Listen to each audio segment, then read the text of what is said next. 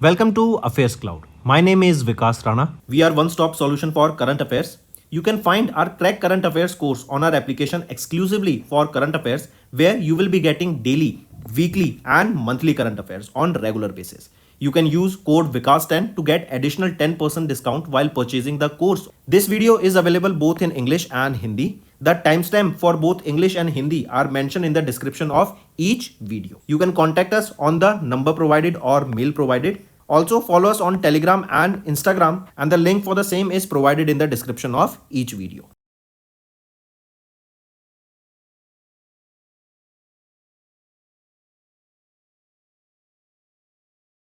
Also students, we have started a new initiative that is of handwritten notes. It is helpful to understand the news daily, time saving and very useful for your revision. We aims to cover 15 questions via handwritten notes in upcoming bank exams.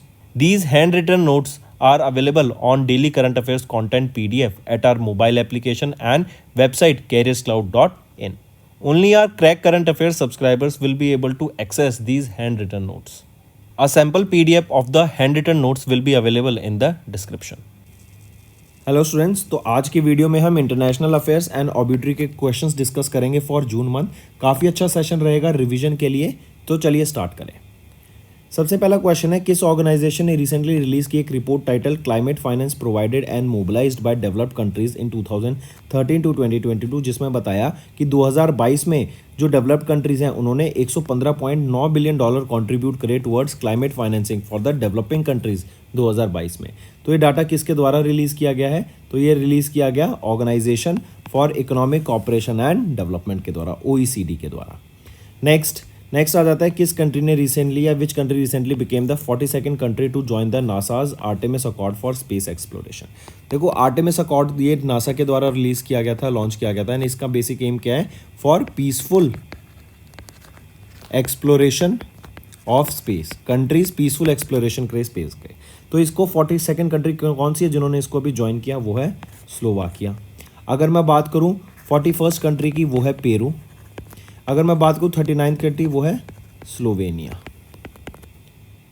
Next, in June India, south Korea, Japan, USA and European union, इन्होंने recently एक alliance form किया जो basically क्या कहता है कि जो हमारी सप्लाई चेन है बायोफार्माक्यूटिकल सेक्टर में, हम उसको बेटर करेंगे, उसको इंक्रीज करेंगे. Next, who has recently became the first person to spend 1000 commemorative days in space. तो ये रशियन कॉस्मोनॉट हैं ओलेग दिमित्रोविच कोनोको. इन्होंने 1000 दिन पूरे स्पेंड करे हैं. ये पहले पर्सन बन गए हैं जिन्होंने 1000 दिन स्पेस में स्पेंड किए हैं. Next, which country has recently became the most represented nation in the Times Higher Education University Impact Ranking 2024 with 96 entries. तो वो कौन सी हैं? वो है हमारी India. Right, we became the most represented nation in the THE University Impact Ranking with 96 entries. Correct. एक और चीज़ यहाँ पे याद रखेंगे, टॉप यूनिवर्सिटीज़ में किसने किया? वेस्टर्न सिडनी यूनिवर्सिटी ने यहाँ पे टॉप किया इन ऑस्ट्रेलिया. नेक्स्ट, किस ऑर्गेनाइजेशन ने रिसेंटली पब्लिश की रिपोर्ट टाइटल जिसका है Global Trends Forced Displacement in 2023, which states that forced displacements has increase to 120 million by the end of April 2024. तो किसके द्वारा ये डाटा रिलीज किया गया? United Nations higher commissioner for refugees के द्वारा. एंड जो ये डाटा सजेस्ट करता है कि जो फोर्स डिस्प्लेसमेंट बेसिकली क्या होता है, बिकॉज ऑफ वॉर या फिर नेचुरल कैलेमिटी की वजह से जो डिस्प्लेस होते हैं लोग, उसके बारे में रिपोर्ट आई है. Next, the status of which species has recently updated from endangered to vulnerable on the IUCN's red list of threatened species. तो देखो, मतलब ये आइबेरियन लाइनेक्स की हम बात कर रहे हैं. It is one of the most rarest cats. Right, ये स्पेन एंड पोर्चुगल में फाइंड की जाती है एंड इनको पहले एंडेंजर डिक्लेयर किया गया था, बट अब इनकी कंडीशन इंप्रूव हो गई है, तो इनको वल्नरेबल कैटेगरी में रखा गया है on the red list of IUCN. Next, किस ऑर्गेनाइजेशन ने recently added the armed forces including Israel armed forces and Hamas armed wing to the list of the offenders of for violating child rights. Child rights को violate करने के लिए Israel armed force and Hamas armed wing को अभी कहाँ पे रखा गया? उनको ऑफेंडर्स के लिस्ट में रखा गया फॉर वायलेटिंग चाइल्ड राइट्स. किस ऑर्गेनाइजेशन ने इनको यहाँ पे रखा है? UN ने. Next, which country became the 100th member of international solar alliance. International solar alliance India and France के द्वारा स्टार्ट किया गया था. 2015 में इसको स्टार्ट किया गया था एंड इसका हेडक्वार्टर कहाँ पर है, गुरुग्राम हरियाणा में है। एंड यहीं पे इनके प्रोजेक्ट डायरेक्टर कौन रहेंगे, अजय माथुर। करेक्ट। तो पूछा जा रहा है 100th मेंबर कौन बना अभी आईएसए का, पराग। नेक्स्ट दोस्तों ये तो थे इंटरनेशनल अफेयर्स। अब आ जाते हैं ऑब्यूटरी के ऊपर। पहला क्वेश्चन है कि अभी मई में 2024 में रिनोन्ड पपेटियर मागोनी चरण कौनर, इनका रिसेंटली निधन हो गया at the age of 88 in Odisha. पूछा जा रहा है कि Maguni Charan Kuanr has received Padmashri award in which year in the field of art. तो 2016 में इनको in the field of art में यहाँ पे सम्मानित करा गया। करेक्ट। आई रिपीट, 2023 में इनको यहाँ पे सम्मानित किया गया पद्मश्री अवार्ड से। किस साल में, 2023 में। ठीक। Next, in June Cherukuri Ramoji, chairman of Ramoji group, इनका निधन हो गया। इनको पद्म विभूषण से सम्मानित किया गया था for his contribution to journalism, literature and education. किस साल में, तो 2023 में या इनको 2024 में अवार्ड दिया गया, राइट, या फिर 2024 में इनका निधन हुआ। लेकिन इनको पद्म विभूषण अवार्ड से किस ईयर में सम्मानित किया गया, 2016 में पद्म विभूषण से सम्मानित किया गया था, राइट। इन्हीं को नेशनल फिल्म अवार्ड से भी सम्मानित किया जा चुका है for best feature film in Telugu. Next, Indian biologist and wild life conservation activist dash, इनका निधन हो गया। तो ये कौन है, ये है असिर जोहार थॉमस जॉन सिंह। करेक्ट। और इनको 4th highest civilian award India का जो कि होता है पद्मश्री अवार्ड से भी सम्मानित किया जा चुका है। Next, in June 2024 Padmashri awardee renowned sarod maestro and Kannada poet कौन है जिनका भी निधन हो गया at the age of 92 in Mysore Karnataka. तो वो है Rajeev Taranath. Next, Saulos Klaus Chilima, ये वाइस प्रेसिडेंट है किस कंट्री के जिनका रिसेंटली निधन हो गया एक एयरप्लेन क्लैश में। तो एयरप्लेन क्लैश में किनका निधन हुआ था, सोलोस क्लॉस चिलिमा का, और ये मलावी के वाइस प्रेसिडेंट रह चुके हैं। Next, in June former governor of dash Muralidhar Chandrakant Bhandare, इनका निधन हो गया एट द एज ऑफ 95। तो मुरलीधर चंद्रकांत भंडारे ये आपके ओडिशा के गवर्नर रह चुके हैं, फॉर्मर गवर्नर। कब से कब तक, 2007 से लेके 2013 तक ये इस पोजीशन पे थे। एंड इन्हीं के द्वारा एक मेमोयर भी लॉन्च किया गया था, वो था the arc of memory, my life and times. Next आ जाते हैं, name the former ISRO scientist and mission director of Chandrayaan 1 जिनका निधन हो गया जून में। चंद्रयान 1 को कब लॉन्च किया गया था, 2008 में लॉन्च किया गया था। क्या नाम रहेगा इनका जिनका निधन हुआ है, इसरो के scientist Srinivas Hegde. Next, dash the co inventor of DLS method for calculating target scores in limited overs cricket hit by bad weather passed away in June 2024। तो फ्रैंक डकवर्थ वो हैं, इन्होंने को इन्वेंट किया था ये डीएलएस मेथड को। क्रिकेट में यूज़ किया जाता है, जब भी बारिश आती है तो मैच आपने देखा होगा कम ओवर्स का कर दिया जाता है और उसके बेसिस पे जो रन्स भी बनाने होते हैं ना वो भी कम कर दिए जाते हैं। तो ये है आपका डीएलएस मेथड एंड इनके को इन्वेंटर फ्रैंक डकवर्थ, इनका निधन हो गया। नेक्स्ट, पहालमन सुबा, ये फॉर्मर मेंबर ऑफ पार्लियामेंट थे लोकसभा में। ये पहले इलेक्ट किए गए थे as the member of parliament of which state, Sikkim के ये फर्स्ट इलेक्टेड एमपी थे, ठीक है। और इनका भी रिसेंटली निधन हो गया है। तो दोस्तों ये थे हमारे आज के इंपॉर्टेंट करंट अफेयर्स। अब आ जाते हैं कुछ रिवीजन पार्ट पर फॉर बेटर लर्निंग।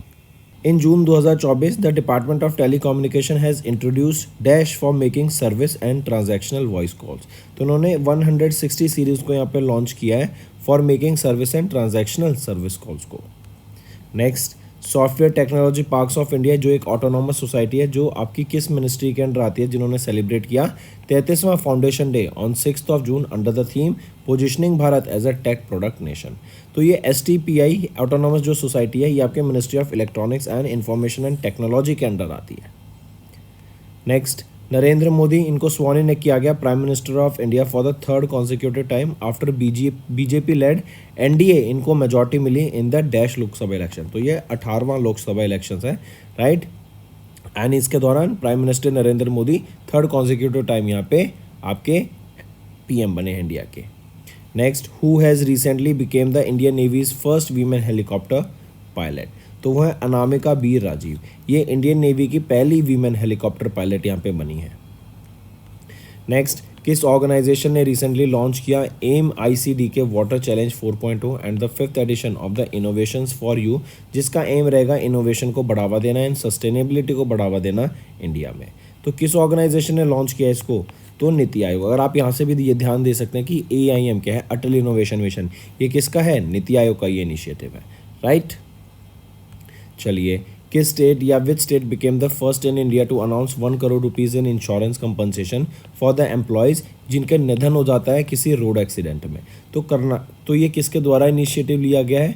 तो ये लिया गया है आपका कर्नाटका स्टेट के द्वारा कि अपने गवर्नमेंट एम्प्लॉयज़ को अगर उनका किसी रोड एक्सीडेंट में निधन हो जाता है तो उनको 1 करोड़ रुपये तक का यहाँ पे मुआवजा मिलेगा, मुआवजा या फिर हम बोले कंपनसेशन मिलेगा, इंश्योरेंस कंपनसेशन मिलेगा। Next, in June government of India ने एक्सटेंड किया डिजिटल हेल्थ इंसेंटिव स्कीम को by a year up to what? तो 1 साल से एक्सटेंड करके इसको 30 जून 2025 कर दिया गया है, जो कि पहले 30 जून 2024 तक था। नेक्स्ट, किस स्टेट सेक्रेटरीट ने recently became India's first eco friendly state government headquarter? तो किस स्टेट का? तो वो है असम स्टेट का सेक्रेटरीट जो है वो इंडिया का पहला eco friendly state government headquarter बन गया है। एंड यहीं पे असम की बात करें तो इनके यहाँ पे इन्होंने अपने सेक्रेटरीट 2.5 मेगावाट का पूरा एक प्लांट सेटअप किया है, जिसको सेटअप करने के लिए 2.5 करोड़ की लागत लगी है। एंड ये जो प्लांट रहेगा ये सोलर पावर रहेगा। Next, which of the following terms were defined by the newly introduced offshore areas rules of 2024 by the government of India? बताइए, which of the following terms were defined? All of the above right option रहेगा यहाँ पे। Next पे आ जाते हैं, which of the following points are not correct with respect to the cabinet approvals? अगर यहाँ पे देखें तो ए ऑप्शन ठीक है, सी ऑप्शन ठीक है, बी कह रहा है कि जो वाइबिलिटी गैप फंडिंग स्कीम है ना for offshore wind energy projects, उसका आउटले क्या था 8453 करोड़ रुपीज़, नहीं उसका आउटले था 7453 crore rupees. Next, which ministry has notified the post office act of 2023 became effective from 18 जून? बताइए किस मिनिस्ट्री ने नोटिफाई किया कि जो पोस्ट ऑफिस एक्ट है वो लागू हो जाएगा 18 जून से? वो थी ministry of communication. Next, the union ministry of skill development and entrepreneurship, इन्होंने पार्टनर किया किस कंट्री के साथ to boost India's agriculture sector with emerging skills? तो कौन सी कंट्री ने या फिर union ministry of skill development and entrepreneurship इन्होंने पार्टनर किया किस कंट्री के साथ? तो ऑस्ट्रेलिया के साथ यहाँ पार्टनर किया ताकि एग्रीकल्चर सेक्टर में लोगों को स्किल्स प्रोवाइड किया जा सके एंड टेक्नोलॉजी एडवांसमेंट हो सके। Next, which states tourism board has recently launched PM Shri पर्यटन वायु सेवा, जो कि एक इंटरस्टेट एयर सर्विस है जो कनेक्ट करती है स्टेट के रिलीजियस एंड टूरिस्ट स्पॉट्स को बाय एयर। तो किसके द्वारा, कौन सी स्टेट है वो जिनके द्वारा ये पीएम श्री पर्यटन वायु सेवा को लॉन्च किया गया है? तो मध्य प्रदेश के द्वारा इस स्कीम को यहाँ पे लॉन्च किया गया है, एयर टैक्सी सर्विस आप इसको कह सकते हैं। नेक्स्ट, किस बैंक ने रिसेंटली रिसीव किया आरबीआई का approval to set up a wholly owned subsidiary to undertake the asset management business of mutual funds? तो ये है इंडसइंड बैंक। मार्क करके चलेंगे, इंपॉर्टेंट, ये अपनी एक सब्सिडरी खोलेंगे जो कि म्यूचुअल फंड बिजनेस को कैरी आउट करेगा। इवन इसी में याद रखेंगे जो एसेट मैनेजमेंट कंपनी बनेगी ये सिर्फ म्यूचुअल फंड्स के ऑपरेशंस को हैंडल करेंगे, राइट। इसी के अलावा अगर एचडीएफसी बैंक की बात करें तो इन्होंने 500 मिलियन डॉलर का अभी सिक्योर करा है एक लोन जो कि आईएफसी के द्वारा रहेगा। आईएफसी वर्ल्ड बैंक का ही ये काम है।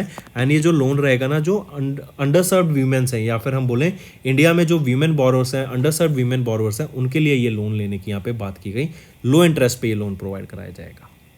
नेक्स्ट, किस कंपनी ने रिसेंटली लॉन्च किया ITFS प्लेटफॉर्म M1 NXT इन जिफ्ट सिटी?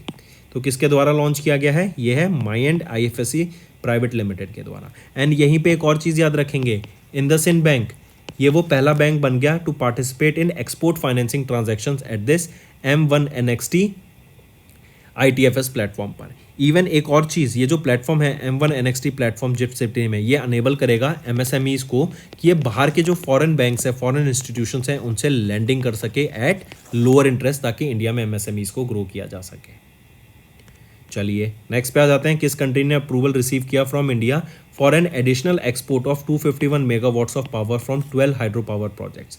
तो ये हाइड्रो पावर प्रोजेक्ट से इलेक्ट्रिसिटी किस कंट्री से इंडिया में इंपोर्ट की जाएगी? तो नेपाल से की जाएगी, राइट। एंड एग्रीमेंट साइन किया गया भी रिसेंटली कि 10,000 मेगावाट हम आने वाले डेकेड में नेपाल से इंपोर्ट करेंगे इंडिया में इलेक्ट्रिसिटी। ये जनवरी 2024 में भी एक अलग से एग्रीमेंट साइन किया गया। नेक्स्ट आ जाते हैं, किस कंपनी ने रिसेंटली या which country became the 5th Indian startup to achieve unicorn status 2024 में? तो वो है एथर। एथर एक इलेक्ट्रिक व्हीकल मैन्युफैक्चर कंपनी है, 2 wheeler electric vehicle, Bengaluru Karnataka based है। एंड इन्होंने भी 600 करोड़ रुपए रेज करे एंड इससे ये एक यूनिकॉर्न स्टेटस इन्होंने अचीव कर लिया। इन्होंने funding NIIF national investment and infrastructure fund से रिसीव करी है। ये 5वां यूनिकॉर्न बन गया इंडिया का। पहले हैं परफ्यूज, कृत्रिम, पोर्टर एंड रैपिडो। नेक्स्ट आपको बताना है which of the following are correct during the Indian visit of Malaysian prime minister.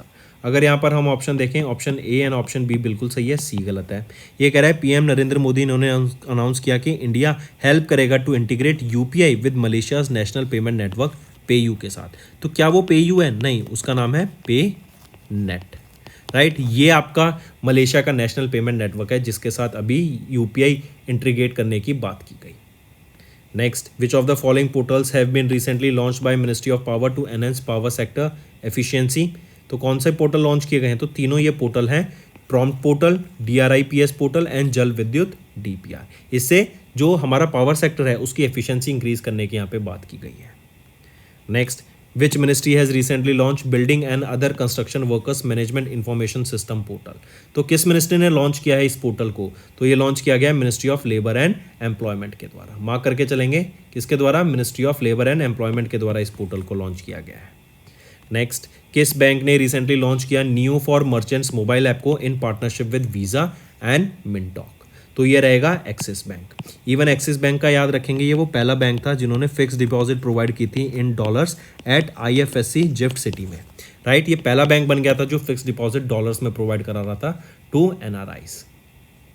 चलिए next, who has been recently rated A+ in the second consecutive year in the Central Bank Report Cards 2024 by Global Finance। तो global finance के द्वारा ये release की गई and for the second consecutive time इनको A+ की ranking मिली है। ये कौन है? ये है 25वें governor of RBI।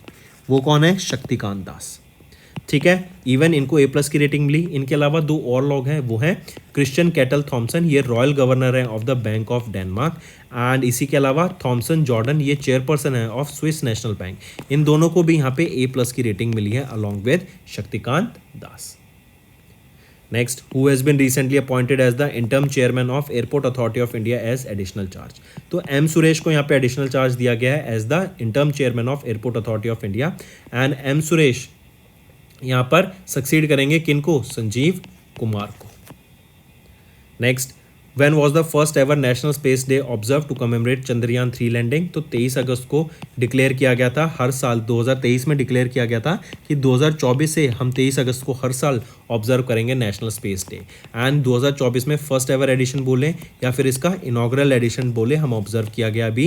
And prime minister Narendra Modi के लिए द्वारा ये डिक्लेयर किया गया था। एंड चंद्रयान 3 की सक्सेसफुल लैंडिंग जो थी मून के साउथ पोल की तरफ, इसको कमेमोरेट करने के लिए ये डे ऑब्जर्व किया जाता है। तो दोस्तों ये थे हमारे आज के इंपॉर्टेंट करंट अफेयर्स। अब आ जाते हैं कुछ रिवीजन पार्ट पर।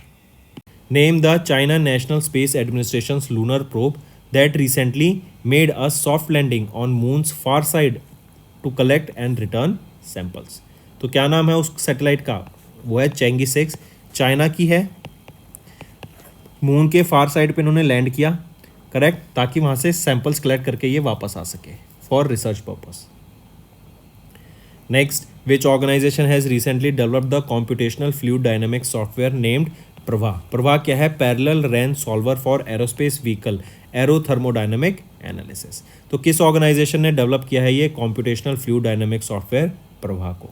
तो ये डेवलप किया गया है इसरो के द्वारा, इंडियन स्पेस रिसर्च ऑर्गेनाइजेशन के द्वारा। Next, name the satellite that was recently launched by European Space Agency to study the role of clouds and aerosols in Earth's climate। तो वो है अर्थ केयर, राइट। अर्थ केयर के द्वारा, उस सैटेलाइट का नाम है अर्थ केयर, जिन्होंने लॉन्च किया किसके द्वारा? यूरोपियन स्पेस एजेंसी के द्वारा इन कोलैबोरेशन विद जाक्सा के साथ मिलकर इन्होंने अर्थ केयर को लॉन्च किया है, ताकि क्लाउड्स और एरोस्पोल इनका क्या हम स्टडी, इनका क्या रोल रहता है, इनकी क्या प्रोसेस रहती है अर्थ के क्लाइमेट को मेंटेन करने में। नेक्स्ट, किस स्पेस कंपनी के स्टारलाइनर स्पेसक्राफ्ट को लिफ्ट ऑफ किया गया to space on its maiden voyage to the international space station, जिसमें नासा के 2 एस्ट्रोनॉट्स थे, Butch Wilmore and Sunita Williams. ये है बोइंग।